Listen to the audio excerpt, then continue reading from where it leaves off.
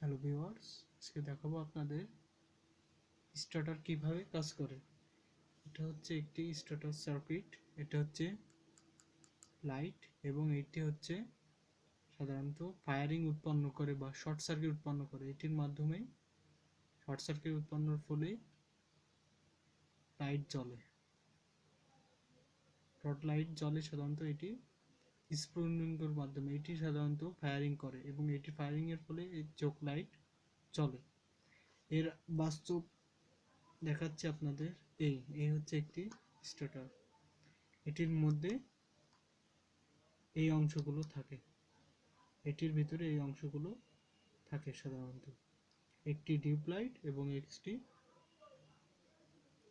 Short বা firing এর জন্য এলিমেন্ট, এবং এর আউটপুটে দুইটি থাকে।